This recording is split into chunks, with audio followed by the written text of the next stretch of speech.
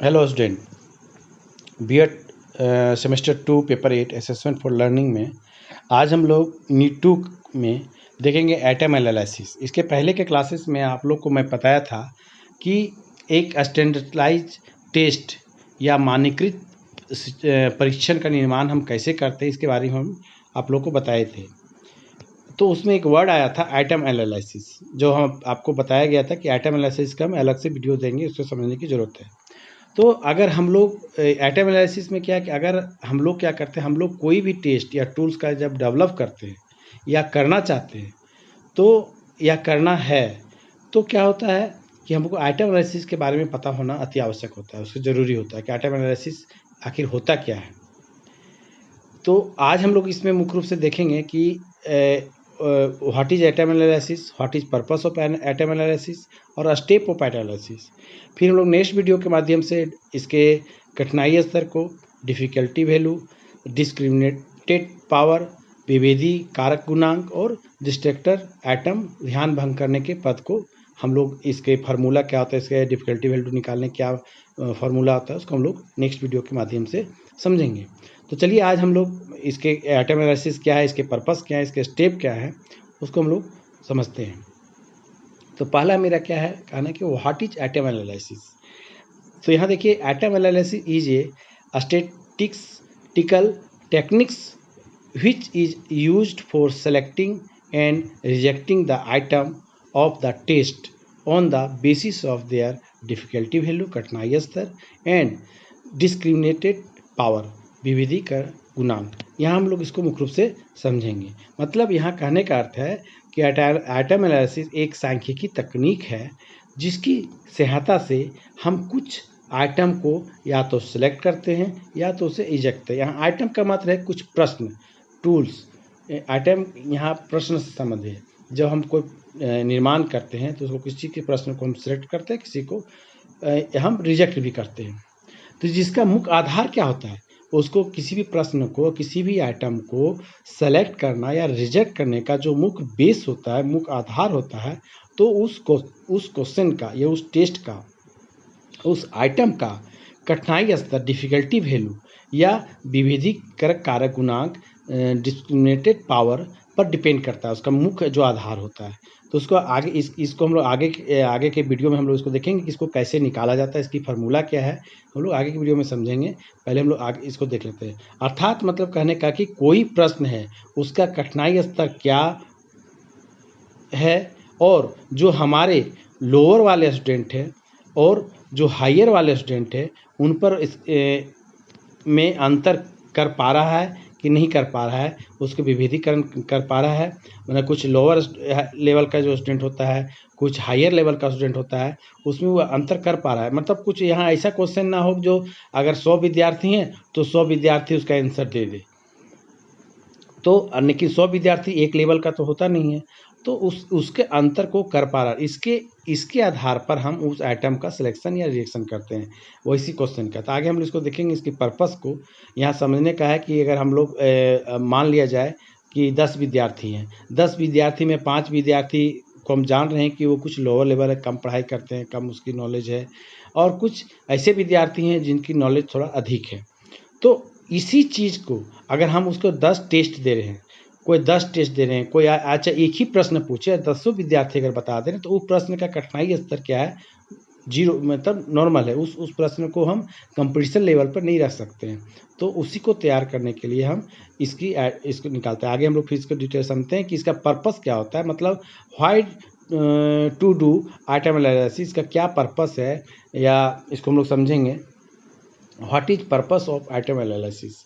तो पहला क्या है, to select appropriate item for the final draft. Appropriate item मतलब यहाँ उचित या सुटेबल आइटम। एप्रोप्रिएट मतलब सुटेबल, यहाँ पर वर्ड यूज कर सकते हैं कि सुटेबल प्रश्न। कौन सा सुटेबल प्रश्न होगा जो एक ड्राफ्ट के लिए, प्रश्न को हम तैयार करने के फाइनल ड्राफ्ट में हम उसको रखेंगे, यहाँ पर है। तो हम जब भी कोई टूल्स या टेस्ट को बनाते हैं तो हम ज़्यादा ड्राफ्ट करना पड़ता है। मतलब अगर हमको 100 टेस्ट बनाना है, मतलब कहने का मतलब है कि अगर हमको 4 गो प्रश्न तैयार करना है कि अगर बीएड में अगर हम लोग 4 प्रश्न तैयार करना चाहे ऑब्जेक्टिव टाइप का 100 प्रश्न को तैयार करना है, तो 100 नहीं, हम कम से कम अधिक से अधिक प्रश्नों का तैयार करेंगे, मतलब 150 प्रश्नों का तैयार करेंगे या लगभग 175 प्रश्नों का तैयार करेंगे। और उसमें जो प्रश्न होंगे उसका डिफ़िकल्टी वैल्यू और उस प्रश्न को किसी पर हम उसको प्रशासन करेंगे, एडमिनिस्ट्रेट करेंगे कि 100 स्टूडेंट पे या एक को, और उसके अनुसार उसका हम डिफ़िकल्टी वैल्यू निकालेंगे। मतलब यहाँ कहने का अर्थ है कि 100 आइटम बनाने होंगे और हर उसको जो छठ माने 150 से 175 प्रश्न बनाने होंगे और छठ कट के उसका डिस्क्रिप्शन वैल्यू निकाल के, डिफ़िकल्टी वैल्यू निकाल के वो लगभग 100 प्रश्न हमको रखने हैं जो एप्रोप्रिएट या सुटेबल आइटम के रूप में होगा, या उसको हम लोग कह सकते हैं और ड्राफ्ट के रूप में होगा जो हमको प्रश्न फाइनली तैयार करना है। तो नेक्स्ट इसका प्रश्न है कि to do modification to be made in some of the item. मतलब यहाँ कहने का मतलब है to do modification to be made in some of the item, मतलब कुछ आइटम को रिजेक्ट ना करके। हम लोग पहले बात किए थे कि हम कुछ प्रश्नों को रिजेक्ट कर देते हैं, कुछ प्रश्नों को सिलेक्ट कर लेते हैं, लेकिन यहाँ क्या आता है कि हम लोग आइटम एनालिसिस इस पर्पज से भी करते हैं कि कुछ प्रश्नों को रिजेक्ट ना करके उसमें थोड़ा सा मोटिफिकेशन कर देते हैं, थोड़ा सा उसमें चेंजिंग ला देते हैं, तो भी हमारा जो सुटेबल आइटम होता है, हमारा जो उचित आइटम या पद होता है, उचित प्रश्न जो होता है, एप्रोप्रिएटेड आइटम जो होता है, वह निकल के सामने आता है। फिर थर्ड नंबर है to obtain the information about the difficulty value DV. मतलब इसमें यह समझने की जो to obtain the information about the difficulty value, मतलब यहाँ डिफ़िकल्टी वैल्यू के लिए आइटम एनालिसिस करते हैं। डिफ़िकल्टी वैल्यू निकालने के लिए हम लोग डिफ़िकल्टी वैल्यू का फार्मूला हम लोग बता चुके हैं नेक्स्ट वीडियो में। डिफ़िकल्टी वैल्यू कैसे निकालते हैं, डिस्क्रिप्शन वैल्यू कैसे निकालते हैं, पावर, इसको हम लोग मुख्य रूप से नेक्स्ट वीडियो में समझेंगे। और तीसरा नेक्स्ट है to provide discriminatory power to differentiate between capable and less capable examinees for the item. इसमें क्या होता है कि आइटम एनालिसिस के द्वारा हम डिस्क्रिप्शन पावर मतलब उसका विभेदिक कारक गुणांक का पता करते हैं, जिससे यह पता चलता है, इस वजह से तो यह पता बताता है कि जो कैपेबल पर्सन है, मतलब जो स्टूडेंट कैपेबल है या जो कैपेबल नहीं है, उसमें अंतर कर पा रहा है कि नहीं, वह प्रश्न उसमें अंतर कर पा रहा है कि नहीं, इस तरह के प्रश्न को हम लोग रखते हैं। अगर अंतर कर पा रहा है, अगर वो उसका निकाल के उसमें अंतर विभेद कर पा रहा है, अगर 4 स्टूडेंट हैं उसमें चारों में एक विभेद एक कर पा रहा है, तो वह प्रश्न सही है, वह प्रश्न सुटेबल आइटम में अंतर्गत रखते हैं। फिर नेक्स्ट आता है to prepare the final draft on the basis of their difficulty level properly easy to difficult item, easy to difficult item। मतलब जैसा कहा जाता है कि टूल्स या टेस्ट जाने चाहिए जो एक ऑर्डर में होना चाहिए, मतलब एक ऑर्डर में होना चाहिए, मतलब इजी टू डिफ़िकल्ट की तरह, अर्थात पहले हम क्वेश्चन जो है इजी प्रश्नों को देंगे, फिर डिफ़िकल्ट प्रश्नों को देंगे। तो जब हम किसी भी क्वेश्चन को डिफ़िकल्टी वैल्यू का पता चल जाएगा तो उन्हें हम एक ऑर्डर में करने में आसान हो जाता है। उनके ऑर्डर में हम जब डिफ़िकल्टी वैल्यू का पता तो आसान उपयोग हो जाता है, ईजी टू डिफ़िकल्ट। तो अब इसको हम लोग इसका नेक्स्ट जो पार्ट है उसको हम लोग समझेंगे कि स्टेप इसका ऑर्डर में क्या है। तो इसका वो है कि step of item analysis. Step of item analysis में arrange the score in descending order. Descending order मतलब ऊपर से नीचे, आप यह तीर के निशान से समझ सकते हैं। मतलब यहाँ जो हमारा इजी टू डिफ़िकल्ट जब डिफ़िकल्टी वैल्यू निकाल देते हैं तो हम एक असेंडिंग ऑर्डर में सारे को उसका ऑर्डर को रखते हैं। हमने सबसे पहला काम जो होता है हमारा वह क्या होता है, arrange the score in descending order. सबसे पहला काम जो हमारा होता है जब हमने कुछ टेस्ट बनाया या कुछ प्रश्न बनाया तो हम उसको एडमिनिस्ट्रेट के मतलब प्रशासन के कुछ बच्चों को उसमें उसको टेस्ट लिए।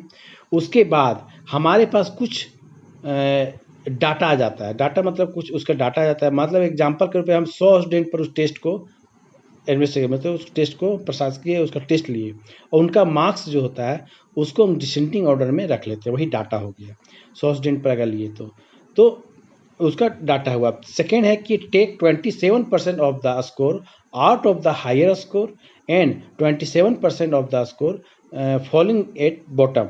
मतलब यहाँ पे कहना है कि हमने जो भी डिसेंडिंग ऑर्डर में कर लिया, जो हमारे क्या होता है हायर स्टूडेंट मार्क्स जो होते हैं जो तो ऊपर आ रहे हैं, और लोअर स्टूडेंट के जो मार्क्स होते हैं जो नीचे आ रहे हैं, उसके अनुसार हम लोग कहते हैं 27% ऊपर का लेना है और 27% नीचे का लेना है। तो अब हम यहाँ हमने बताया कि 100 बच्चा पर टेस्ट लिया, मान लिया जाए तो 100 मार्क्स का था, तो उसमें 27% हायर में कितना होगा, तो 27 बच्चे होंगे, और लोअर में कितने 20% होंगे, तो 27 बच्चे होंगे। तो टोटल क्या हो जाता है 54 आ जाता है। तो 54, तो बीच का जो पार्ट बच गया 27 और 80, तो 54 के बराबर जो जनरली बच गया उसको हम लोग तत्काल उसको हम लोग छोड़ देते हैं या इसको रखते हैं। तो आइटम एनालिसिस के ऊपर हमेशा ऊपर वाले मार्क्स और नीचे वाले मार्क्स का ही चयन किया जाता है जनरली। थर्ड नंबर में हम लोग तो count the number of examinees in higher and lower group. मतलब जो हम लोग देखते हैं नंबर काउंट करते हैं कि हायर और लोअर ग्रुप में अब आगे इसे काउंट कर लेते हैं हायर ग्रुप में कितने एग्जाम है और लोअर।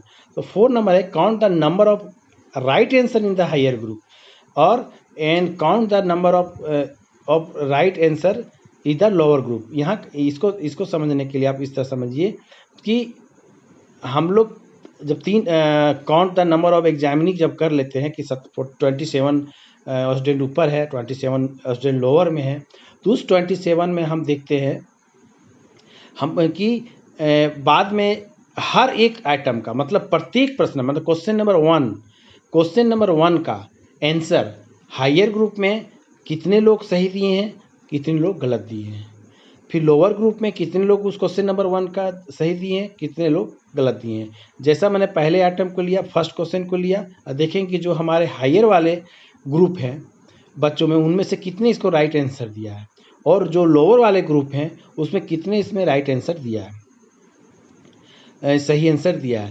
तो ये सारी जो चीज़ें हैं हम हर एक आइटम में मतलब 100 प्रश्न है तो 100 आइटम के लिए इसको कैलकुलेट करेंगे, इसको निकालने का। अर्थात आपके टूल्स में अगर 50 है, अगर आपके टूल्स में 50 आइटम है मतलब 50 प्रश्न है, टेस्ट है या 100 टेस्ट हैं, तो 100 टाइम या 50 टेस्ट है तो 50 टाइम ऐसा आपको करना होगा। फिर लास्ट में आता है count the non response examination, मतलब count the non response examinee मतलब, और ये भी ध्यान रखना होगा कि कोई ऐसा आइटम मतलब कोई ऐसा प्रश्न है जिसका कोई भी एग्जामिनी कोई भी स्टूडेंट उसका आंसर नहीं दिया हो, तो उसको भी हम लोग नॉन रिस्पॉन्स में उसको अलग से उसको काउंट करेंगे। तो और इसको समझेंगे। तो हम लोग आज इससे फिर हम लोग नेक्स्ट वीडियो में हम लोग इसको नेक्स्ट वीडियो में देखेंगे कि आखिर हम जो डिफ़िकल्टी वैल्यू की बात किए 27%, हम जो हम डिस्क्रिमिनेटरी पावर का बात किए या डिस्ट्रैक्टर का बात किए, तो उसको हम निकालते कैसे हैं, आखिर डिफ़िकल्टी वैल्यू है क्या, उसकी फार्मूला क्या है, उसको हम लोग नेक्स्ट वीडियो के माध्यम से देखेंगे। Thank you.